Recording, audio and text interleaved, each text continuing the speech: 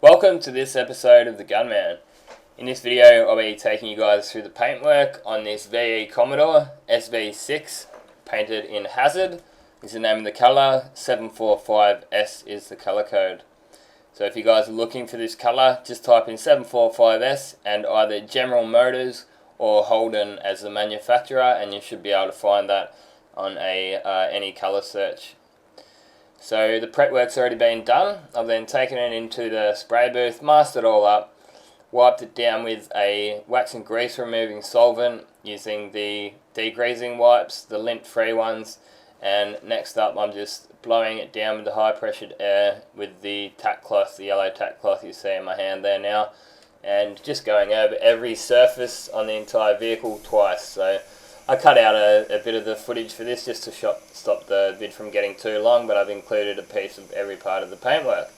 So for the base coat here, I'm doing it in a double stage, so a two-stage paint. There's base coat, clear coat over the top.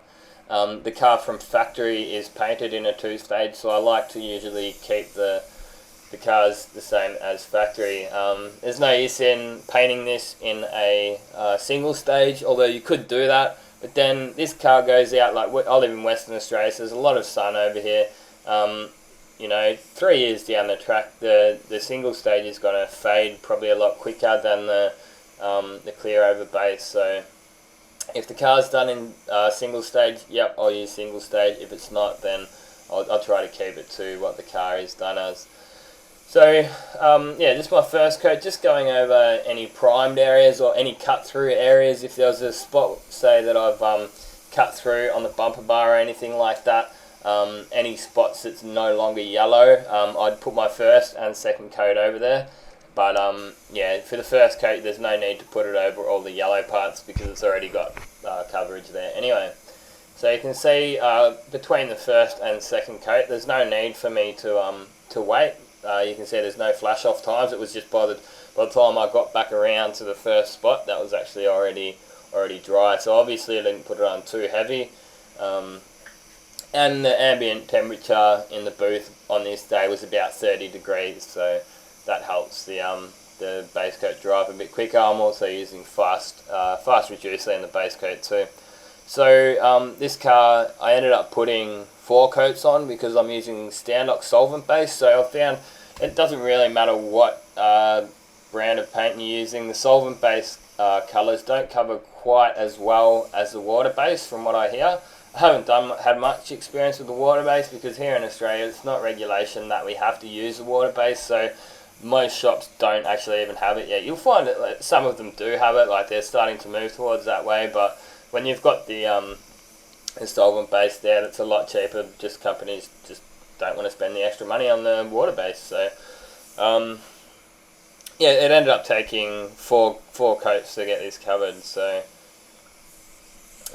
yeah, I cut out the third coat, but I included the fourth coat. So once I just finished this spot here, you'll see the transition, and I actually missed out on the next coat, but just to stop the vid from getting too long for you guys. So here we go now on with our final coat, which is our fourth coat of base coat. Like, you guys might watch me doing some blacks and stuff like that, and you get coverage after your first coat. You're only putting your second coat on just to be sure to get it covered, but yeah, colours like this, and reds and some of the greens in the Standox range, the solvent range, don't really cover that well. So make sure you guys hit that subscribe button. There's lots of great videos to come. This is only in my first year, so if this is what I've done in my first year, I do all these videos myself. Guys that have been watching me from the start have probably seen the quality of my videos progress. I guess my paintwork's stayed fairly similar, but I do my best to help out guys that have any questions. My aim is to appeal to the everyday spray painter, the guy like me that works in the spray booth every day, appeal to the DIY guy, and the people that just may be interested to have a look at how we do this job, because yeah, I'm usually the only one that goes in the spray booth, so I take you guys somewhere that only I usually go, and I do my best to explain everything I do. Some of the stuff for some of the more experienced guys, they might know it anyway, but I guess it's something to keep interest in the videos as well. Like, I see a lot of these other guys, they've actually got quite a lot of views on their videos as well, but it's just a handy cam in the corner of the booth while he's spray painting. He's not explaining his technique, he doesn't tell you what colours, he doesn't really tell you anything about what he's doing, but it's just, you just get to watch him paint. And to be honest, a lot of guys that actually don't really paint that well from some of the videos I've seen. Like, you see how I hold the gun quite close. Basically what that's doing is eliminating the overspray. The closer the gun is and the lower the pressure, I guess, you're going to get less overspray. Some guys, they hold the gun right back and they have the pressure really high. That just means that more overspray is going to be created and less paint's going to hit that panel. So for this job, I think I ended up using 900 mils of colour, and I was probably left over with 200 mils. So all up was probably about 700 mils of colour on this job. So for the rear bumper bar, the door, and the quarter panel. As I say, a yellow.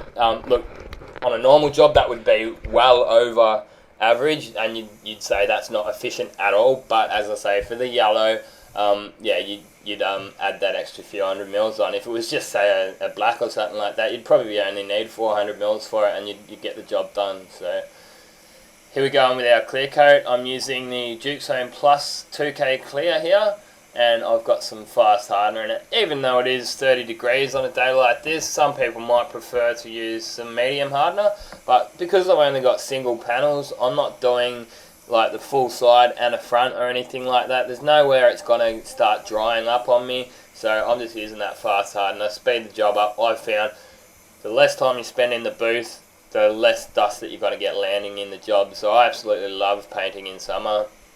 Even for a job like this, if I was doing a job like this in winter, it might take me half an hour plus, but that's just colour and clear application. But in summer, I reckon 20 minutes I'm in and out. So yeah, I find to get a lot less dust. And yeah, the gun I'm using here is the Anest Iwata Bellaria with a 1.3 mil on it, 1.3 fluid needle and tip on it. Absolutely awesome gun. Every time I use it, I just think to myself, wow, I love this gun. It's so versatile, it's lightweight, it looks cool, ticks absolutely all the boxes. You can replicate just about any finish that you want with it. And get that pressure a bit higher, wind the fluid in a touch, and you can replicate those Japanese peels, the finer peels.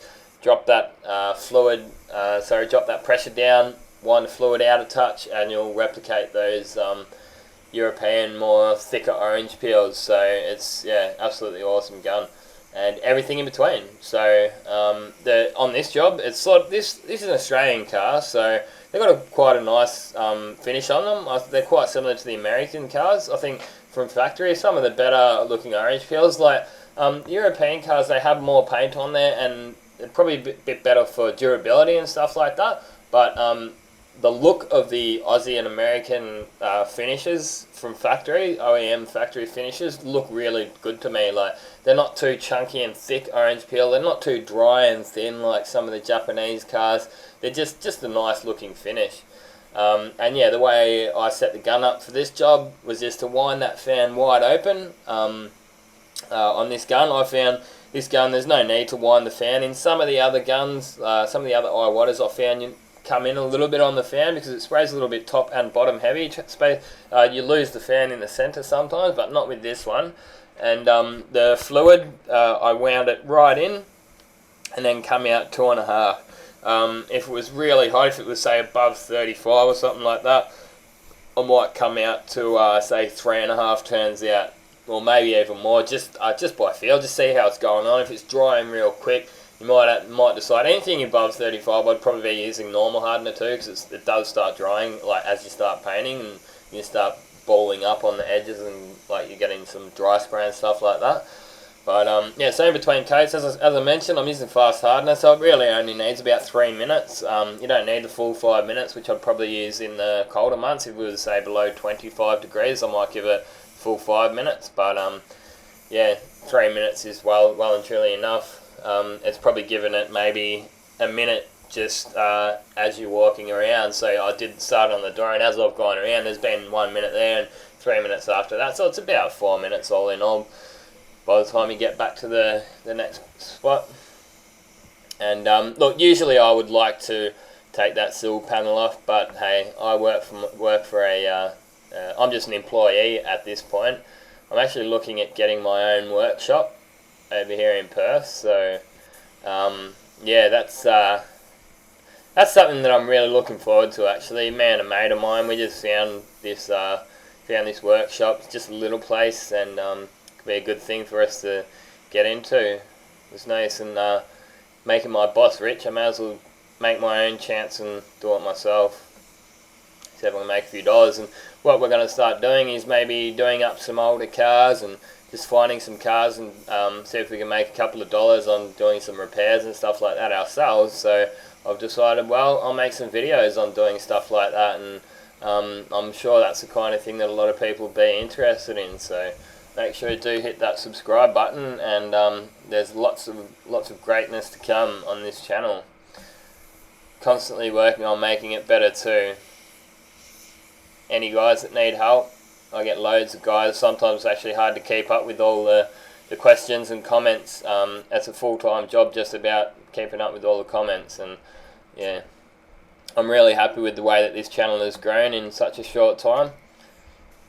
As you guys obviously already know, I do love spray painting.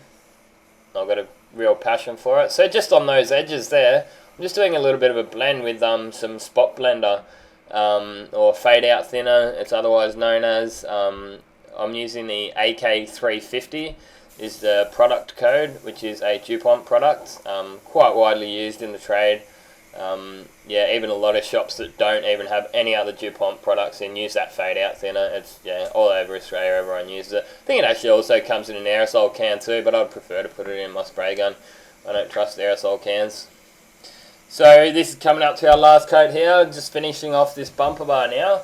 I then like to go and give it about 5 minutes flash off time prior to baking. So I'll go out, clean my guns out, put everything away, tidy up the bench and stuff like that, then come back, maybe just inspect it, come inside the booth one more time, make sure I'm happy with it. If there's anything I might have to do, just to visualize it once more before I hit bake for about 45 minutes at 60 degrees. I like to hit 45 minutes. Some of the other guys that work here, they just go half an hour, but they're the guys that get their job scratched by the panel beaters. So for an extra 15 minutes, could save a couple of hours, and could save a lot of headaches later on when people put their fingers in it and it's still a bit tacky and a lot easier to scratch. So yep, we'll have a look at the car next up when it's finished off.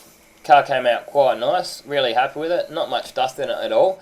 I found the solid colours do come out with a lot less dust in them, because the metallics and stuff like that, the metallic flake and that it can actually turn into dust. It can yeah, just end up going a little bit dusty on your blends and stuff like that, whereas yeah, there's obviously no metallic flake in the solids, so there's less dust in the paint job. So nice and clean. One or two little D-nibs. Another plus about not using the single stages. Single stage is just a pain in the ass to polish. Any painters that have had to polish single stage will know exactly what I mean. It's just gooey, and yeah, it might be just a quick bang 2 coats in there, but the amount of time it saves really is just not made up at all. By the time you're polishing it up, it's just an absolute pain in the ass. So that's why you guys don't see me doing many single stages, because it's just a hell of a lot easier just to go clear over base, and it makes for a better job. The UV qualities of the clear coat is probably better than the single stage too, I think. So this is the job when it's out the front and all finished off, polished up, washed up. The lads usually like to go around doing a couple of touch-ups around the cars too, so Pretty cool looking car, definitely stands out. SV6 is the model, Holden is the make, which, as I mentioned before, is Australian General Motors Corporation car. So the colour looks quite nice to the front door there. As you saw, I brought my colour right up. So hang around here. At the end, I've got a couple of links to a couple of other videos that I've made, and also a link to view the channel, my channel on YouTube. Make sure you check me out on Facebook too. There's a link in the description box of each one of my videos. So I copy and paste all these videos over to my Facebook page. Also upload lots of photos. They're quite popular on there. Feel free to ask any questions. Thanks again for watching, and this has been another Gunman production. Goodbye.